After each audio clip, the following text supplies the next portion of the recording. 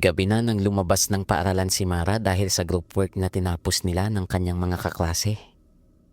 Magkaibang direksyon ang kanilang uuwian, kaya wala man lang siyang kasabay sa paglalakad. Walking distance lang naman kasi ang paaralan mula sa kanilang bahay. Iyan nga lang ay napakaraming likuan at nagmamadali na siya sa takot na mapagalitan ng nanay. Naisip niyang dumaan ng eskinita para mabilis siyang makauwi. Handa na sana siyang dumaan kahit madilim. Ngunit nung nasa bungad na siya, ay bigla siyang nakaramdam ng kaba. Naalala niya ang mga napapanood na balitang krimen na kadalasang nangyayari sa eskinita. Kumalma siya saka inilabas ang gunting na nasa bag niya. At matapang na pumasok sa makipot na eskinitang nasa harapan niya. Hindi pa siya nangangalahati, ay nakarinig siya na parang may nagtatalo. Bumagal ang kanyang paglalakad nang mamataan ang mga figura sa hindi kalayuan. Huminto siya nang naging malinaw sa kanya ang mga nakikita. Isang babae na pilit kumakawala sa hawak ng dalawang lalaki, habang nasa harap nito ang isang matipunong lalaki na malagkit ang titig sa bihag nilang babae.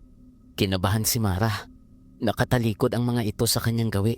Bukod lang dun sa lalaking pilit na ngayong hinahalikan ang babae, ngunit iniiwas nito ang muka sa lalaki. Naisip niyang umatras pabalik sa dinaanan niya, ngunit natatakot siya na makalikha ng ingay. Lumingalinga siya, nagbabaka sakaling makahanap ng pagkukublihan. Nakita niya ang malaking bato sa gilid, at doon ay paupo siyang nagtago. Tagaktak na ang pawis sa noo niya, at nagsisisi na siya na dumaan pa sa eskinitang yun. Kung hahayaan mo ako sa gusto kong gawin sa'yo, ay sinisiguro kong mabubuhay ka. At kung masisihan ako sa'yo, makakauwi ka na walang galo sa inyo. Dinig niyang ani ng lalaki.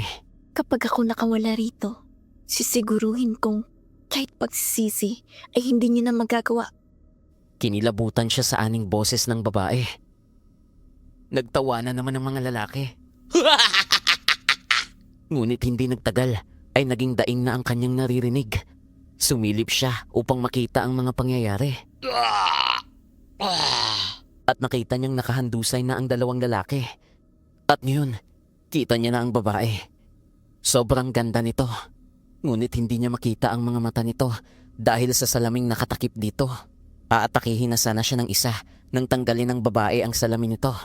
At kitang-kita niyang umilaw ang mga mata nito habang matalim ang tingin nito sa lalaki. At biglang lumiyab ang katawan nito.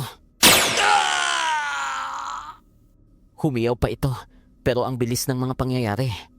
Ang lalaki ay naging abo. Nanginginig sa takot si Mara. Gustong-gusto niyang tumayo at tumakbo papalayo. Ngunit tila bang nabato na rin siya sa kanyang kinalalagyan. Halimaw! Sigaw ng dalawang lalaki. Ngunit kagaya sa sinapit ng leader nila, ay nagkalat ang kanilang mga abo sa kanina lang ay kinatatayuan nila. Natulala na lamang si Mara sa mga nasaksihan. Namalayan niya na lang na nasa harap niya na ang misteryosang babae. Umiling-iling siya rito at nagmakaawang huwag siyang saktan. Ngunit ngumiti ito at tinulungan siyang tumayo. Napansin niya ring nakasuot na muli ito ng salamin. Pasensya ka na sa iyong nakita. Malambing nitong sabi. Tumango-tango siya. Mag-ingat ka. Ani muli nito. Pagkatapos niyang bigkasin yun, ay nawala na ang babae. Nabigla din siya dahil nasa harapan na siya ng bahay nila